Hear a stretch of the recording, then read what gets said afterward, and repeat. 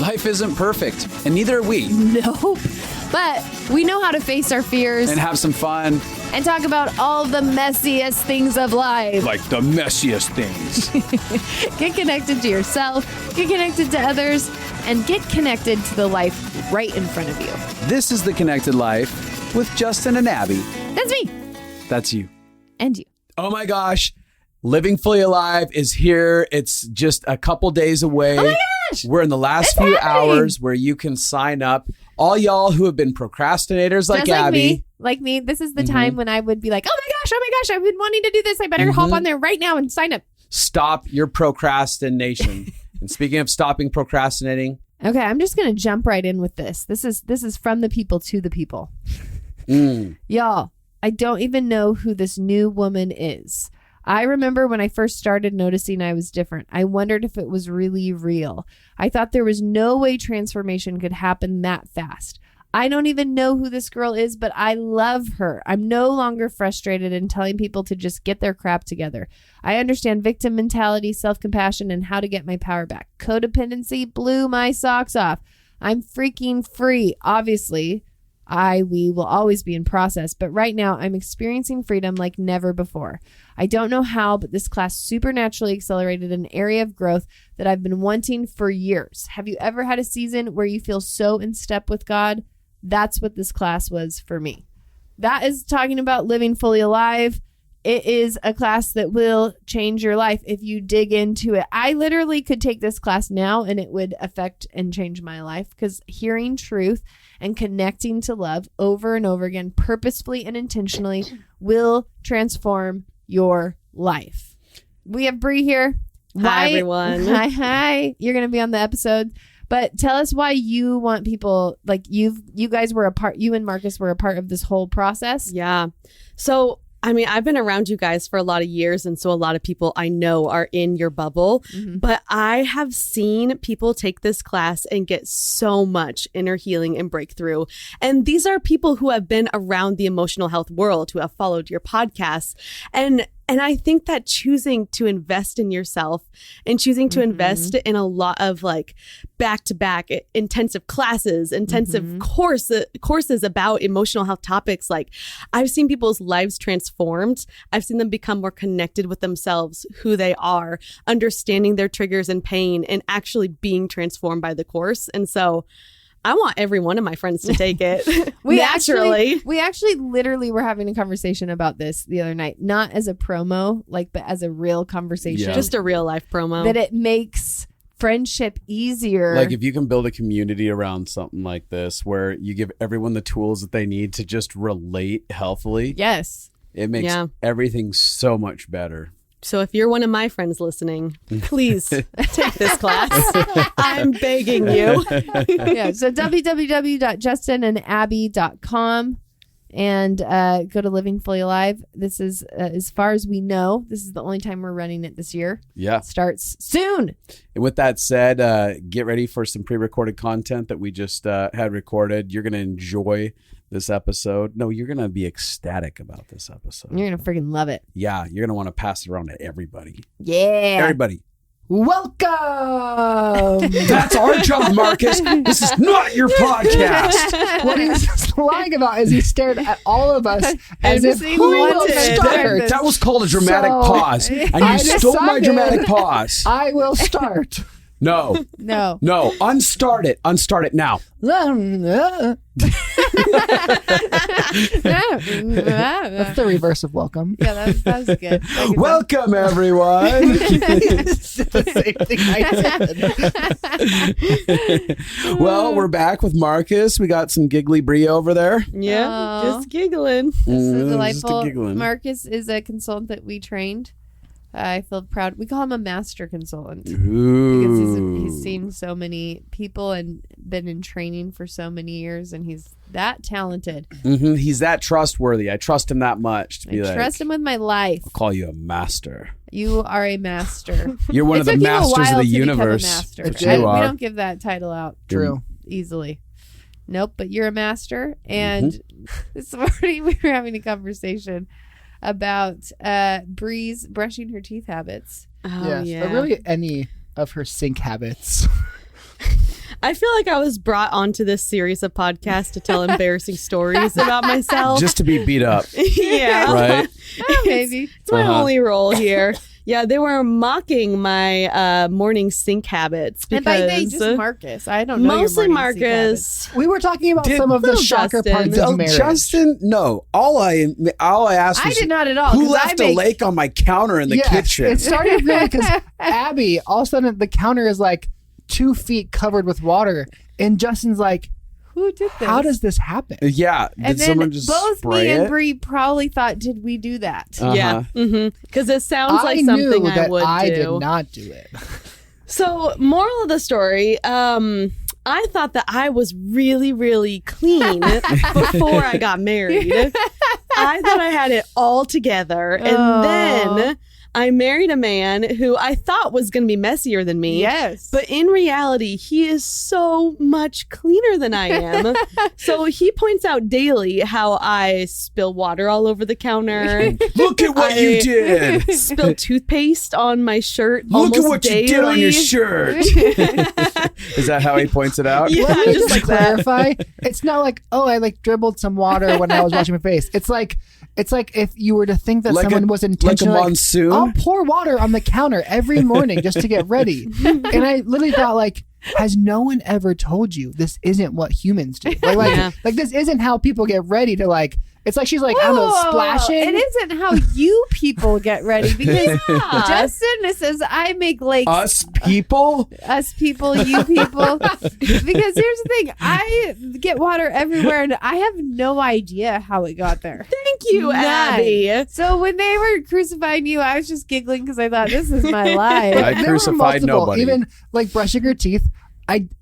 I still don't understand. Like maybe she can't close her mouth at all, or like it just has to be fully open. It's like she's But- always Yeah, every time it's as if it's just like splattering out all over her clothes.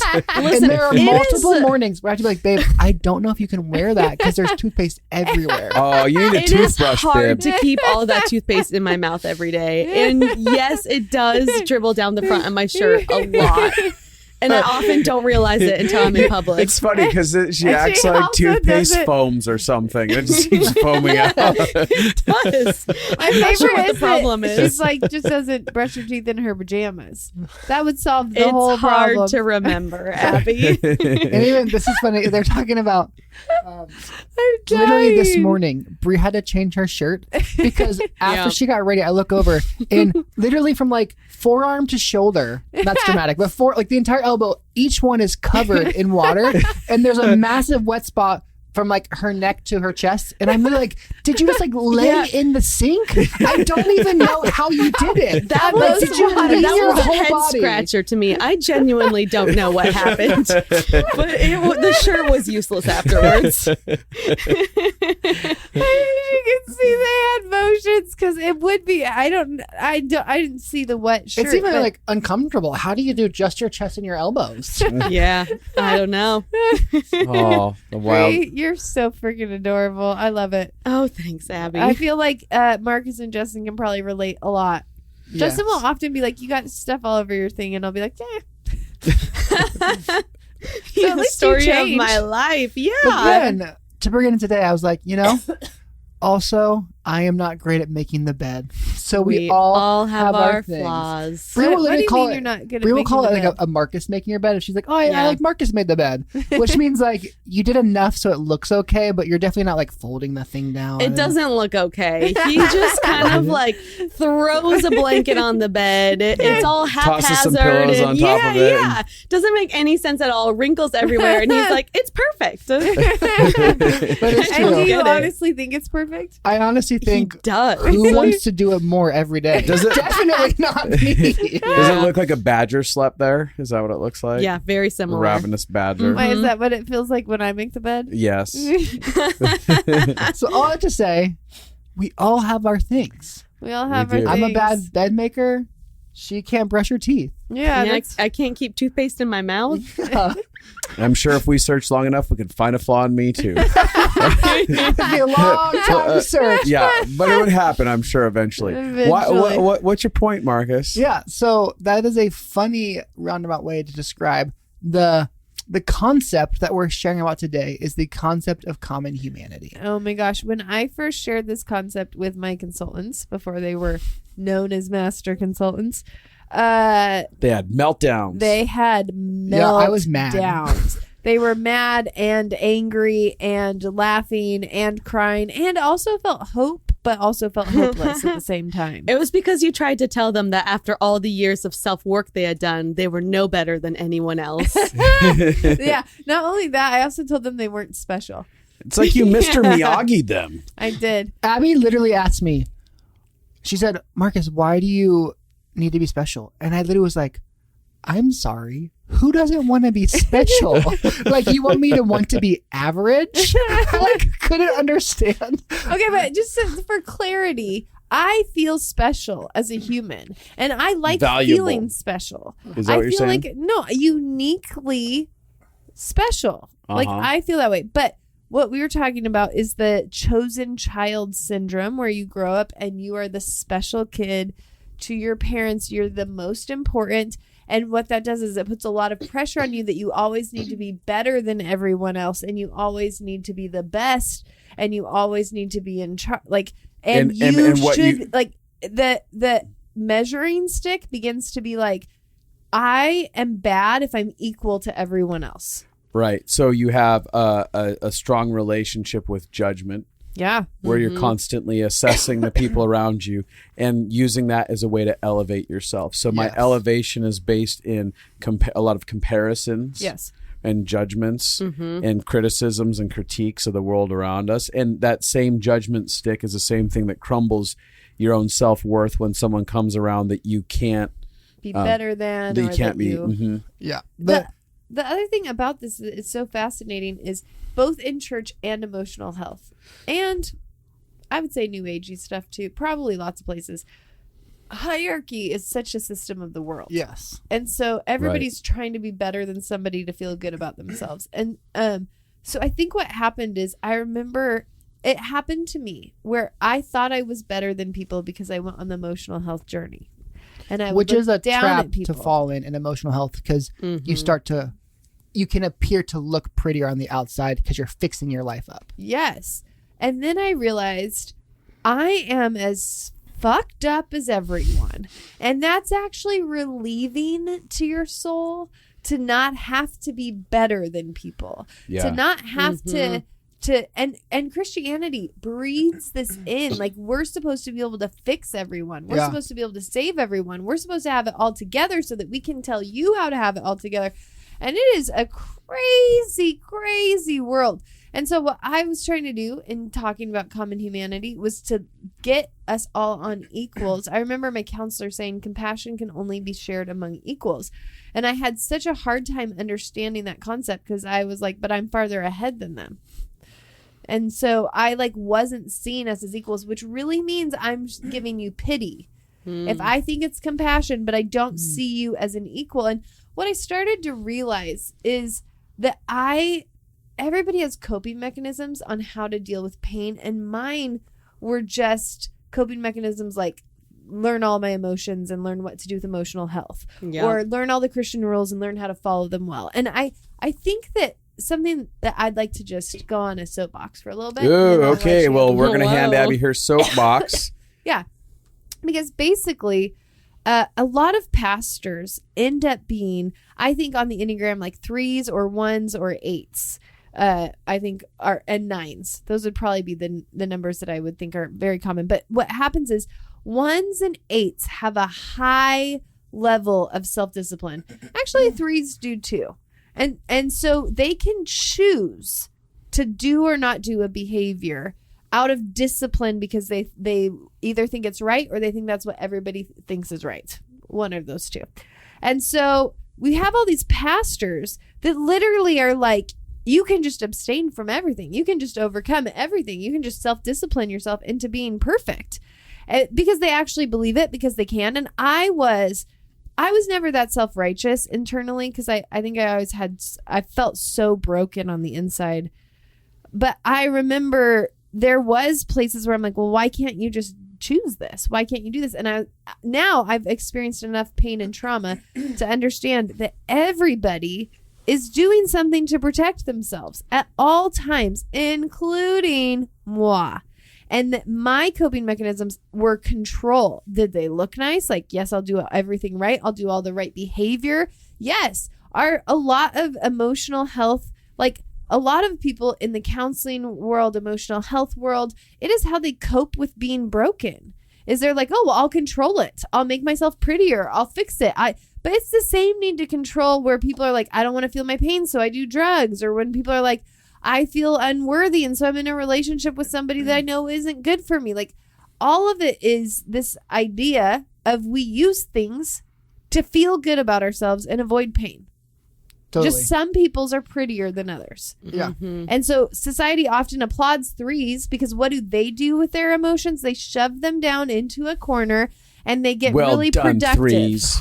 They're like, I'm going to take over the world. I'm going to run this company. I'm going to be the best there ever was. And so we look at them and we're like, look at how successful they are. And then you look at somebody else, they're like a doer. So in their trauma, they do to escape their pain. And then there's other numbers like nines who in their pain, they shut down. And so like for me and Justin, when he gets traumatized, he would clean the whole house. And when I get traumatized, I make the whole house messy. and that's just very true. And so I used to have judgments on Justin's was better than mine. And I think still like I wish mine was more productive, but they both are actually the same thing. They're rooted from the same place. Our internal world is, we're both having a reaction to something and we're both manifesting our reaction in our external world. Yeah. Yes. I remember one of the first times, well, one of the many times probably, Abby brought this concept up to me. We're sitting on our back porch and we're processing through some, like, I think I just come back from a holiday or something. I was processing some dynamics with my family. And she was like, have you ever thought that you're just as messed up as your siblings? Oh, yeah. And it was like an offense to my soul. I was like, what? Because it was after like I probably had put 5 years in of really working through my emotions and facing pain and processing things. And I was like, so none of that matters. Like you're telling me that after trying so hard, I'm just as broken as everyone else. Yes. Because what I heard her saying is it didn't matter. None of your effort matters. Yes. But what she was really trying to get me to do was what she was inviting me into was letting go of the thing where if I do enough, I can prove myself and I can let go and just accept, oh yeah, they're messed up and I'm messed up and we're all trying to make it. Yes. Yeah. You know, the interesting thing is the Pharisees had no concept of common humanity. No. And so they were always like trying to be the best, trying to be better than other people, getting promotion from being the best and from looking down and judging others. Yes. Ooh, and Jesus called them out on it. He was the one. Everything that Jesus did was to try to dismantle hierarchy as a system. Yes. Yeah. And hierarchy is a system where we create levels. Yep. And it's literally like hierarchy. There's level here, there's level like 1, 2, 3. And like the higher you get on the levels, the more important you are. The more value you have. The better you are. And the lower you are, the worse you are, the less significant, the maybe like your morals are worse, so you're lower. Like we have this system and we're ranking and it is the system that Jesus came to dismantle. And it is the system that the law and the religious system created with the Pharisees was a ranking system. They weaponize because it's where he talks about how the Bible talks about how the law in itself isn't bad in its nature. Like in itself, there's nothing wrong with it, but it was meant for us and not ultimately for us to weaponize against each other. And that's what they did. They weaponized the law and made a structure out of it where that they could use it to promote themselves as being better than everyone else around them. Yeah. Jesus was always like, blessed are the poor, the meek shall inherit the earth. He was constantly like the people that no one was paying attention to.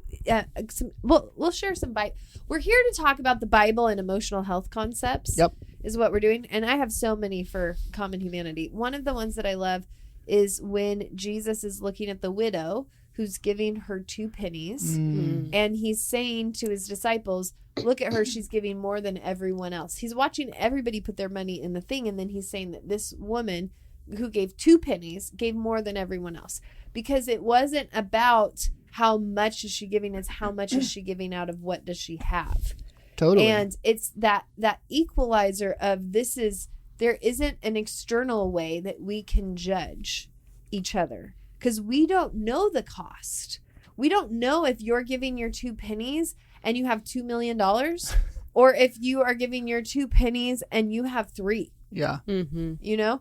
So I love that it's bringing the idea that we can judge on external factors where someone is at and what is valuable or not. Totally. And I think Justin kind of hit on this. Hierarchy will always end in some sort of perversion of like, and by perversion I don't mean like sexually, I mean like a broken system where Yes. if I'm in hierarchy, if I'm level 3 and you're level 2, what I am doing is I am judging. You're lower than me. Yep. I'm better, and that is pride. Yeah. So in hierarchy, I either win hierarchy in pride or I lose it in shame and self-judgment. Because you're either less than somebody or Yes. better than somebody. Because you're a 3, Yeah. you might be a 3 above You're better the than 2, a 2, but, but there's a 4 Yes. somewhere. Yeah. So you're always in a system outside of love because you're either in pride and judgment or in shame and And self-judgment. within a hierarchical system like that, there's never an opportunity for peace. Yeah. Because you can never get to peace because something inside of your soul is always at war trying to fight to get higher up than other people. Yes. There's not any sense of, I get to I settle rest. I can Mhm. be secure here. I can be secure in however my life is shifting and growing and developing and learning. Like you can't settle in a hierarchical system. Yeah, and it's very easy. Like this is a very subconscious thing that happens to us as humans unless we are consciously being proactive.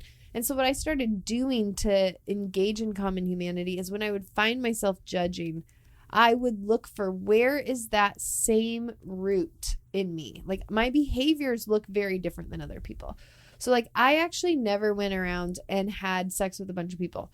But I have a lot of issues with men.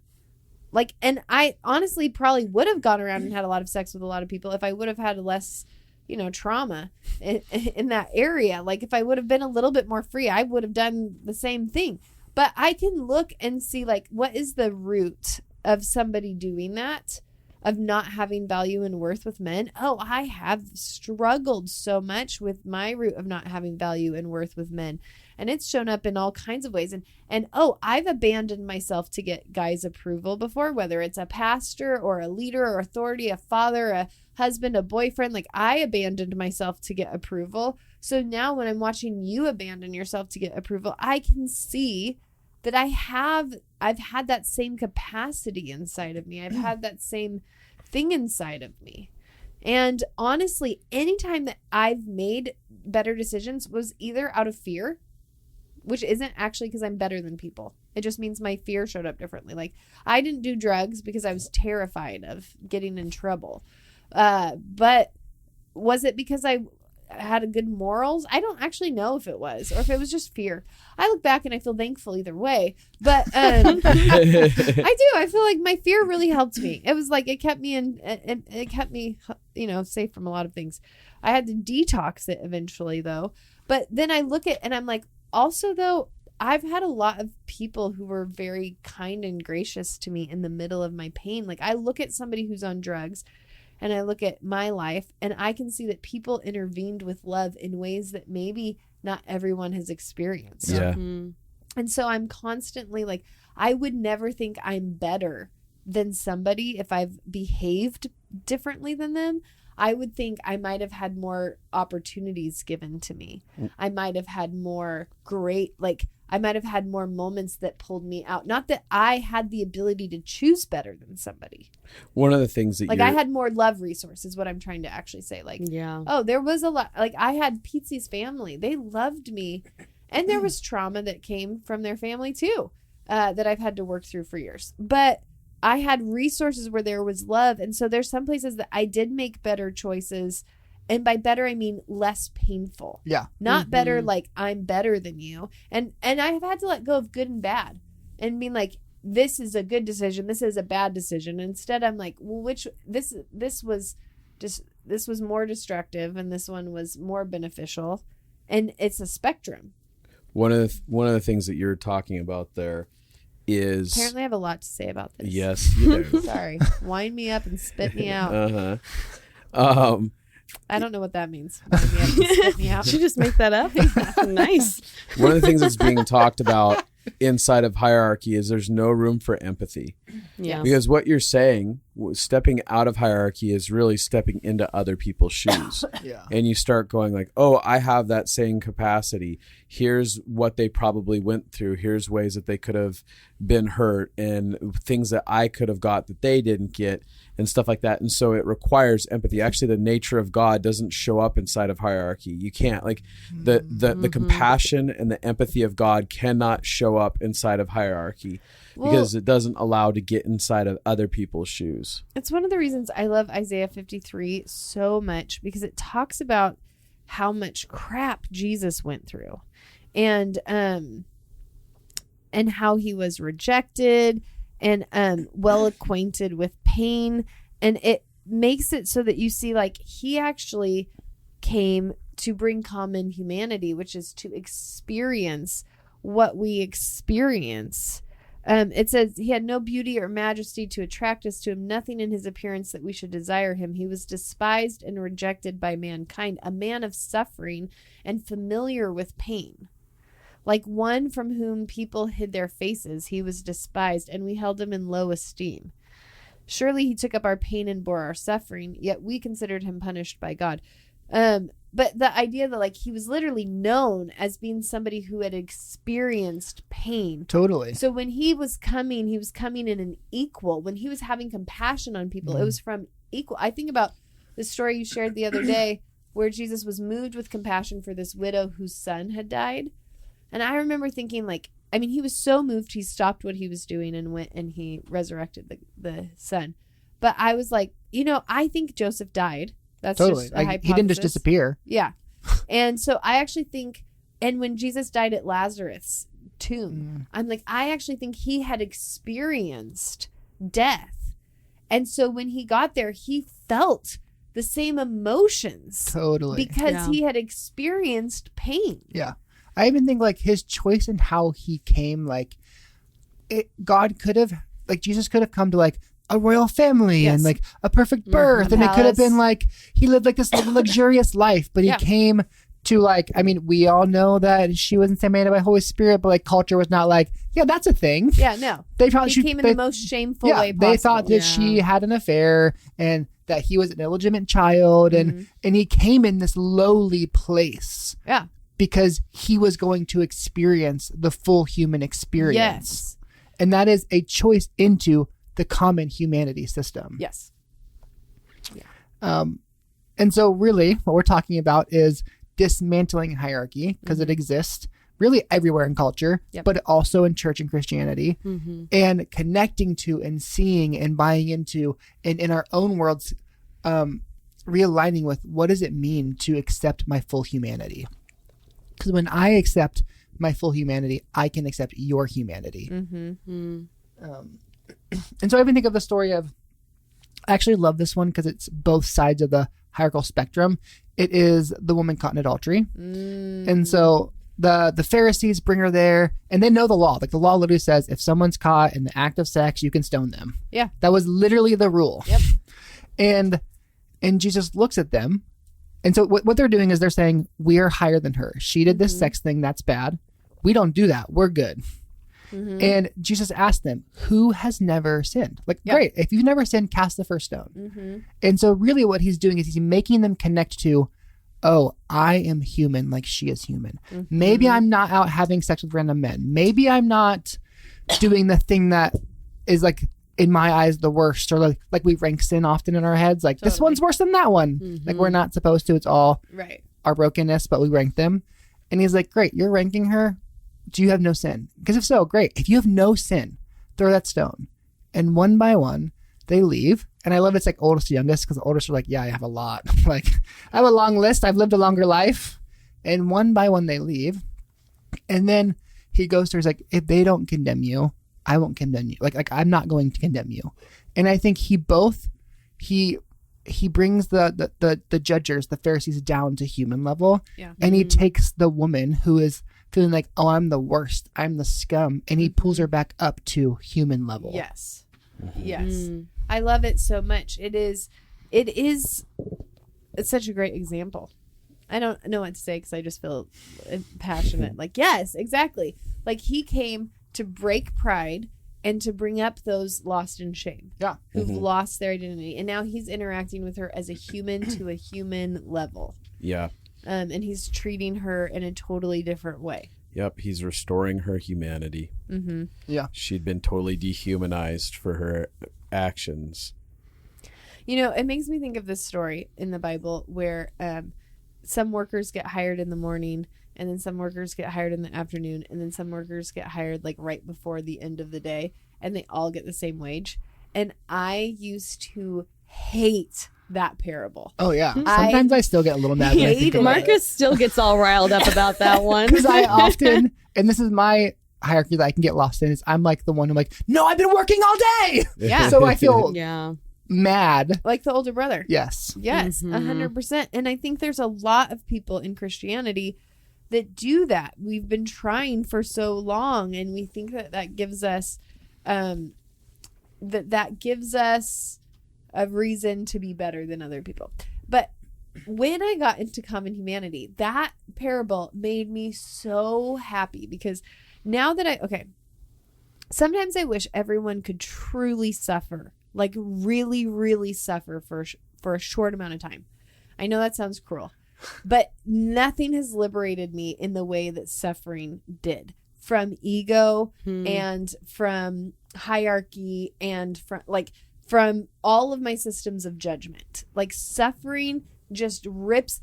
When you are in hell, like your soul is in hell, you're literally like, I will give the rest of my life to help people get out of this. And I don't care if they come in 10 minutes before work ends, because the fact of the matter is, it's not that I've been working all day. It's that I got liberated out of hell to start in the morning out of hell.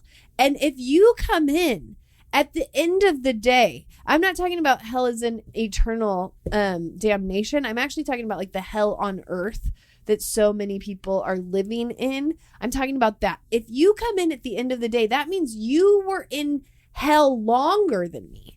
So I want you to get relief on some. And so there's this thing of like, I don't need to prove that I'm better. If we actually believe we're loved, we don't need to prove that we're better than other people to be loved. It doesn't have to be that, but I've been performing the longest and I did everything right. I'm like, if you actually understand the work, it is the liberation work. Like the emotional health work I've been doing is so that I'm less tormented. I don't do it to be a better person than the people around me. I mean, I did originally probably, but now I do it because I'm like, that's liberating. I feel more joy when I'm making healthy choices. I'm not making healthy choices so that I get to say I'm better than somebody.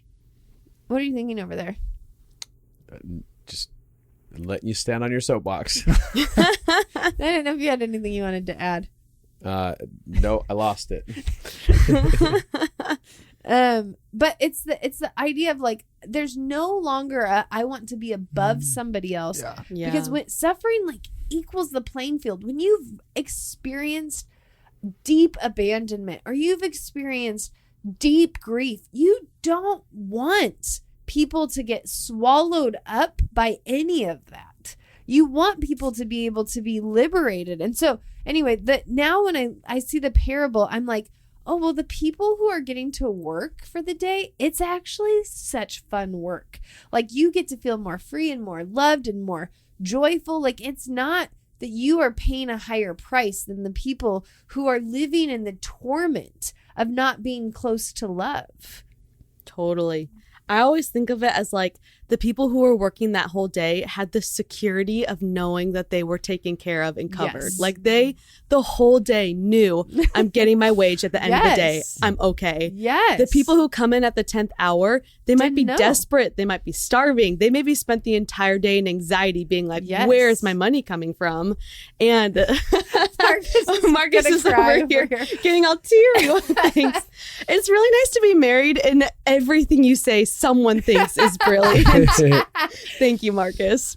No, But it really is good what you're saying. yeah, but it's true. Like, we don't know what those people were going through during that day. Yes. And the security that they got at the very last hour was what everybody else experienced the The whole entire time. day. That's you put into words what I was trying to actually articulate. So thank you. I summed up your soapbox in a Yes. few And- Totally. simple Two sentences. Yeah. Yes. Which also, as Abby said, it is the story of the prodigal son and the older brother. Yeah. Where I often would feel frustrated because I was more like the older brother. I did everything right. I followed all the rules. Mhm. But they're actually both in their own version of slavery. Yes. Like one is they went and they did the world system and Yep. their soul was dying and they were actually in their own torment. And the other one is they were performing really good over and over and over and all the time. And they're still in their own bondage. Yeah. And the story really is neither of you understood the Father.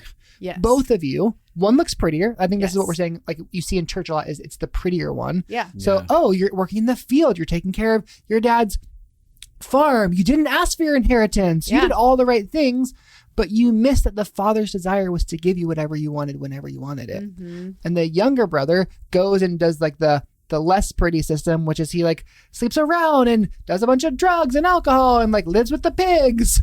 And he does this crazy journey. And it honestly probably there's like a different level of trauma he might have because who knows what he did out there.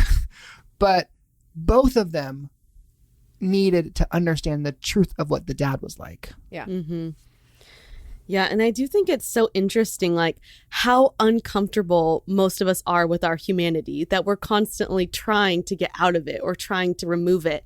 And I think that's true, especially in religion, that we see this Yes. thing of, oh, we need to be perfect. We Yeah. need to look like this.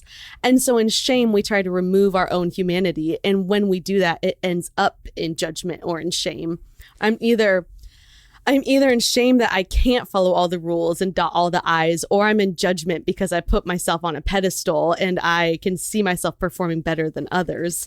But really, both are this deep discomfort with the fact that God made us human. He made us weak. He made us to have needs. Vulnerable. He made us, so vulnerable. And so many areas where we're just naturally messy, not apart from sin. We're just messy. Totally.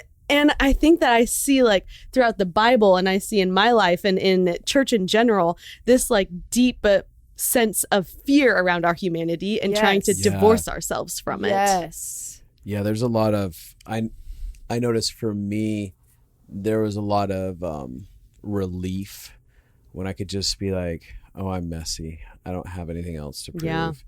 And I find that a lot of even listeners will write in and be like, I feel so relieved hearing that you guys aren't perfect, in having you guys share your stories of your messes, because suddenly I can just be. And there's such a heavy weight. It's a noose around the neck to not accept the reality of your humanity and that everyone else has their own humanity. Yeah. And the more you accept it about yourself, the more people around you actually will accept it about you.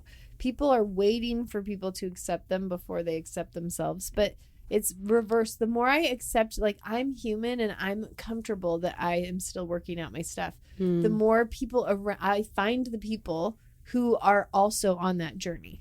Yeah. I think I spent most of my life trying to fight the reality that I was human. Yes. And in like very normal thing, like because I'm human, I have limitation. Like I can't beat time. And so I try to like, I'm going to work this job and I'm going to do this school. And I try to like if there's a glass of water and I don't care what you do, it fits 16 ounces. Yeah. Like you can pour more water in, but it will spill over because it only fits 16 ounces. And I would literally think that I'm like a glass of water because I'm a human. Yeah. So I only have so much capacity. Right.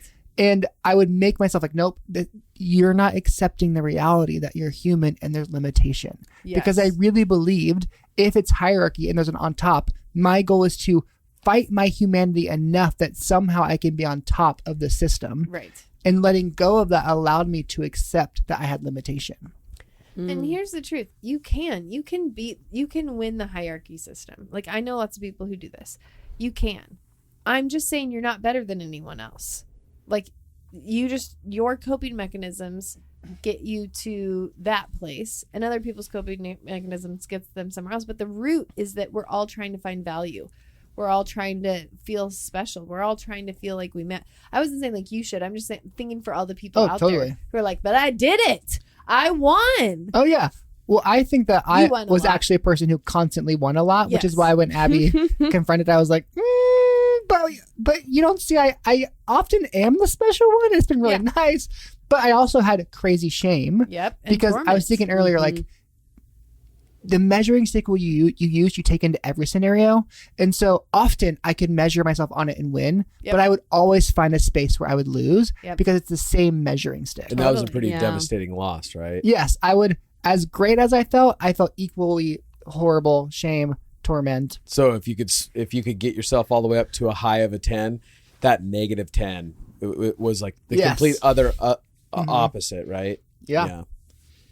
And so a question I have is, what are some areas you guys think of where you're like, oh, this is just part of being human, and accepting it will change, like, help you?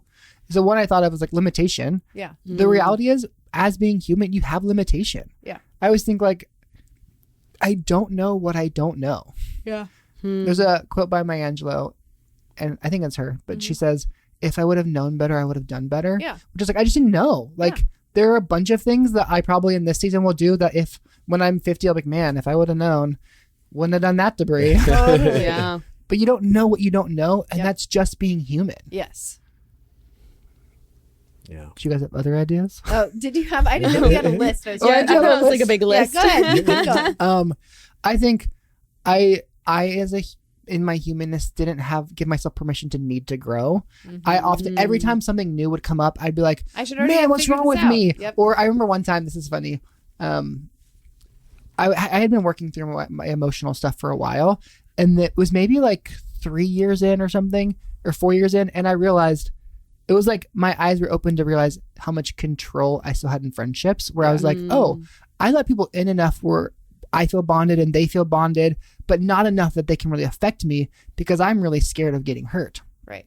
And I felt so much shame, like, what's wrong with me? Why am I doing that? I should have known this already. What's, like, I'm failing. And God was literally like, Marcus, I'm not mad that you didn't know that yet. Like, I knew it already, and I didn't make you deal with, like, God was like, I already knew that. I already know all the things that are there, and I'm okay with you needing to grow and learn. Yeah. Even I think the kindness of God is, he's like, you can't face all of your pain in one time. If every one of your dysfunction showed up in one time and you would have fixed them all, no one can do that. Right. So I feel great that you need to grow and develop and learn. I think of the verse a lot, where it says we'll go from glory to glory. And I always think, if that's true, that must mean there's always something more to learn and grow in. Right. Like, otherwise it'd be like, oh, you're at glory, you made it. You made it. But really it's saying you're going to go from glory to glory to glory. You're going to grow and develop and see and understand. Yeah. So we should maybe stop with a common humanity directly opposes the idea that you arrive. Yes. Yeah. That you like finally hit a point where you are like, now you're good enough. Now you're, and people do that because they think they'll feel more lovable once they've hit that I've arrived. But it just keeps you in a perpetual place of not being enough. Yeah. It's definitely a hamster wheel. Yes. And with that, it's kind of, I think, similar. I felt like I should be there already. Like, I constantly thought, it's funny when you live in hierarchy because you see someone else and then you judge, I should be there already. Yep. So even like, I can do it with my job where we all do emotional health stuff, but you guys have started a course and I have it, or someone else has. And in my judgment system of better or worse, I can think, well, why haven't I done that yet? Yeah. They did it already. Instead of saying like, oh, but they're on their own journey with God and this person's on their own journey and I can be on my own journey. Yes. But I can only do that if I'm not in the judgment system of being there. Well, and one of the ways that really helps me with breaking down comparison for common humanity is like I will look at somebody, I'm trying to decide if I want to give a name or not. I'll look at somebody who's just running at life and killing it. And I'll be like, oh man, I should be doing that or whatever. And then I will, but then I go into my head and I'm like, here's the truth. I don't know if they're having to overcome being this sick. I don't know if they could have done what they did if they had the trauma that I've had to work through. I don't know if they could be doing that much if they had PTSD the way that I do. I don't know if they could, like, I will just go through and be like, I actually don't know. Like, comparing what they're doing with what I'm doing. But, like, it's kind of like, I remember when I realized that I was dyslexic, I had this picture of, like, my whole life I had been running on this track with a bunch of other people. And I'd felt really behind. And it was like, all of a sudden I looked down and realized that, like, I was missing, like, half a leg. And I was like, man, I'm still on the freaking track. This is amazing. Like, they're all ahead of me. And I thought that was because I was behind. But now I'm just, like, amazed that I'm even on the same loop as them with missing a leg. And so now when comparison comes in, I often think, like, yeah, I could be them if maybe I had their resources. Totally. It's kind of like, I'm much more aware of resources now. I'm like, I have less resources because of how sick I've been my whole life. I've had years of my life on the couch. Years. So if you're years ahead of me at the same age, that might be accurate. Totally. Because that's what happened. Can you share the story of the not kicking the cat? Oh, yeah. It's one of my favorite stories. But this guy had a... Now I have to think through what the story is. Well, you think to this story, I'm going to throw this out here. Hierarchy is a complete destroyer of intimacy. Because everything that we're talking about in this sense of criticism and judgment is, I'm better than you. I can't actually relate to you. And so in this, and until we start to actually eliminate it, there's so many relationships that underlyingly are missing out on depth of intimacy because there's something inside of us that's either saying I'm better than you or I'm less than you. So I can't fully relate and give myself away to the person across from me when I'm operating that as my core function inside of me. Yeah. I remember this guy had an encounter with God where he saw this guy who was evangelizing to people on the street, and then he saw this homeless person who walked by a cat, and the cat was in his way, and he wanted to kick the cat to get out of his way, but he decided to not kick the cat and walk around, which just was a lot more maneuvering with this cart or whatever. And so God said, which of these in my kingdom is greater? And the guy was clearly the evangelist, or clearly the evangelist is. And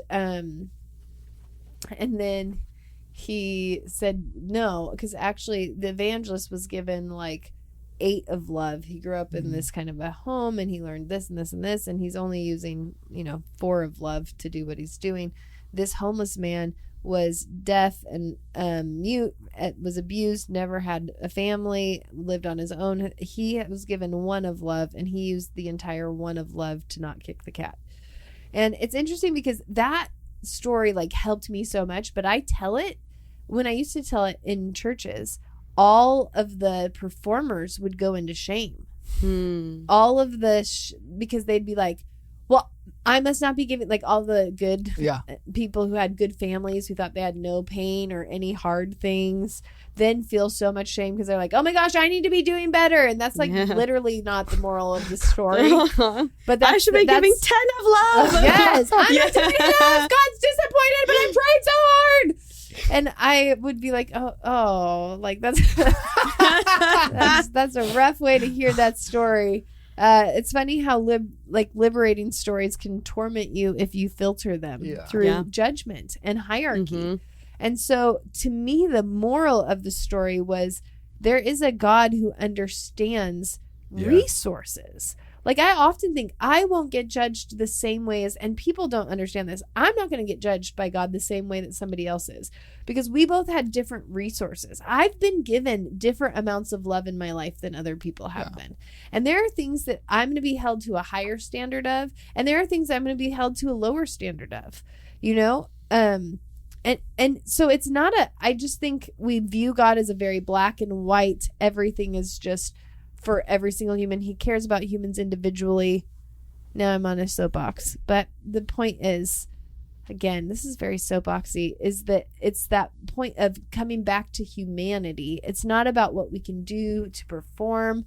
It's not about being better than everyone else. It's allowing ourselves. And the gospel is about receiving, which means I can receive from God. I don't have to prove and be in control. Yeah, a story in the Bible that really it helped me with this that I used to see through hierarchy is the story of the talents, where they're all given different talents. And I think I was like, I need to be the one given the most talents. Yeah. Like if I have less talents, that's because I'm failing. Yeah. But then when you read the story, it is like nowhere is God like, oh, you were given two talents, and so you're less than the one with given 5 talents. No. He never addresses how many talents you were given. No. All he asks is, what'd you do with the talents? Totally. There's no comparison between the different talents you're given. There's no, oh, well, the person with 5 made 10 and the person with 2 made 4. So you're less than that person. Because it's not about the outcome of how many talents you made. Yeah. It's just, what did you do with what you were gave you. given? And the only person in the story that gets admonished is the one who took the 1 talent and buried it because they did not understand the nature of the person giving the talents. They thought it was a cruel master. Yep. And so in their fear, they buried it. Yeah. And that's the only person that the master even like, hey, why'd you do that? Yeah. Everyone else is like, awesome, you took the thing and you multiplied it. Totally. And I think that's common humanity. It's not, oh, you were given 5 talents and you didn't make enough, or I was given 2 and you were given 4, and because she had 4 now she made 8 and I only made 3, so I'm less. Yeah. No. But that's what we do with hierarchy. Yes. Yeah. Yeah. That's a great analogy. Yeah. And so one of the ways that I dismantled this in my own life, which Abby kind of shared a little bit, is I would literally make myself when I would like leave a scenario, or I would be in a situation where something happened and I could find myself, I could feel it. I could feel the system where, oh, I'm wanting to judge that I'm better, or, oh, I'm wanting to create hierarchy internally so I can be okay with myself. Yeah. I would drive away and I would literally think, oh, this is just as broken. It's just different. I remember we were with Bree's family, and they have their own dynamics, and family's just family, and none of them are perfect. Yeah. So we're like driving from the house and I'm feeling so mad, and one of their dysfunctional dynamics was showing up, and I was internally like, what's wrong with them? I'm so mad. They're failing. Like I could tell I'm judging, and I'm driving and I'm like, Marcus, you're just as broken.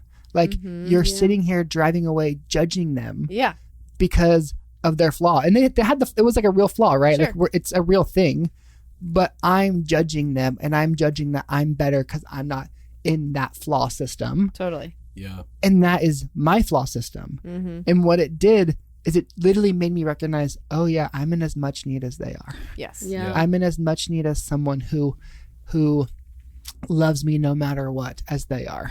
Well, and this is what I did with politics, and it has helped me dramatically, which is I'm watching politics through the eyes of common humanity, which is I know that if you are a Democrat or a Republican, you are fighting for what you think is going to be good for everyone. You are fighting for what you believe is loving people, is making this a better country. Like, and so whether or not I agree with what your hypothesis on how to do that is, I can understand that you're fighting for it so adamantly because you have fear and you want to feel like America's secure. Yeah. Yeah. Both sides want to feel like America's secure. Both sides feel scared of what's happening. Both sides see issues that they're really concerned about will break America. Both sides think their issues are the ones that will break America and that they need to fight for. But the truth is there's a lot of scared people who are trying to find a sense of security and a path forward out of it. And so I'm like, we're actually all the same. We might, again, have different expressions of how, but like, I can't judge you and think you're stupid because that's actually not, I mean, that's very unchristlike. I know we teach people to do it in the church. We teach people it's okay to judge people. Like that's part of our God-given job is to judge other people. Like that's what we should do. That's actually what Adam and Eve did. They ate from the tree of the knowledge of good and evil, which is judgment. And so to come out of that into salvation is to let go of our ability to judge, which is recognizing I never have enough information to accurately judge anyway. Like I don't know enough about what happened in your childhood to understand your, like, what's going on with your behavior. I don't have enough information to know the 5 pastors, how they treated you in the past that has led to you now having this trigger with me. Totally. I don't have enough information to know. So I can't say you're stupid. Why aren't you over this already? When I don't even know what you like, when I can't even see the inside of your own soul. Yeah. And I can't see the inside of my own soul. So I'm not a good judge of me either. Totally. Yeah, I think that like one thing that I've had to come to with hierarchy is just realizing that anytime I create systems of hierarchy in my life, I'm doing it out of a place of brokenness. Mm-hmm. And I think sometimes that's easy to see when we're putting ourselves down, when we're on the shame end. I'm like, oh, I'm so broken because I could never be like this, or I could never match this person. But I've had to get really good at identifying anytime I'm putting myself on the pedestal, or I'm trying to boost myself up, or I'm feeling really good and putting someone else beneath me, I am also doing that out of a place of brokenness. Because when I am aware and when I am secure with who I am, when I have self-compassion, when I have understanding for my humanity, I don't need systems or levels in how I relate to other people. So for me, I think a big area this comes up is I'll try to make myself the leader, or I have in the past, and that I'll relate to someone and I'll be like, oh, well, I could be your leader. Let me pour out to you. Let me love you. Let me help you through your problems. But I don't need anything from you. Totally. I'm fine. Mm-hmm. And I've had to realize that is me creating hierarchy in my life. And anytime I do it, I mean, there are times I genuinely want to love people. There are times when my heart has compassion and I just am like, I want to be there for them. But a lot of the time when I do it, it's because I'm actually not okay with myself. And it's because I'm actually feeling insecure somewhere, or broken somewhere, or the need to compensate for something. And so I'll engage with a person or a situation and I'll do it as if I'm better than them. Right. And I think you can see that throughout humanity, throughout the Bible, throughout generations, that we create hierarchy when we are not secure with who we are and with our identities. Yes. When we're trying to avoid our humanity. And so for me, my takeaway is I am just always asking myself, why? Why am I creating hierarchy? Why did I decide I'm better here? Why did I decide my brokenness isn't as big here? Mm. Why do I have levels in my head? Mm-hmm. Yeah, I think so much of it is summed up in the verse that says, all have sinned and fallen short of the glory of God. And really what it's saying is, none of you on your own can do enough to be worthy of the glory. Like, it's not about what you do. And I love that he's like, all. He's like, I know some of you are going to be like, no, but like, let me tell you what it is. Like, no, all. Yeah. All have fallen short. He's putting all of us on the playing field of, I actually can't do it and I need you to help me. Yeah. Because he knows humanity will try to get out of the all. Mm-hmm. But every one of us are in it. And that's really, he came to abolish the law. And the law's real purpose was, I mean, there is to help us out, like, I want to make good decisions so like my soul's not at war. But also, he knew no one will win at the law. Yeah. And I want humanity to know it is not about what you can do. Yes. It is about who I am. Yes. One of the common humanity things that has impacted me the most, there's this guy, Roger Sapp, best teaching on healing I've ever heard. I love all of his stuff on healing. One of the things he says over and over again is that the multitudes came to God, and it says over and over again that Jesus healed them all. And he's like, we know that in a multitude of thousands of people that there were good people and bad people in there. And so we know Jesus healed all of the bad people, all of the people who didn't have faith, who didn't like God, who didn't like, you just had to be in the crowd. That was the requirement. That was it. You just were in the crowd and you went. And it's multiple verses where he healed all of them. And then there's the verse where there was like, what 5 leopards or 10 leopards and lepers or leopards? I swear you just said leopards. And there could have been leopards, but I think that maybe they were lepers. Noah and Jesus mixed up.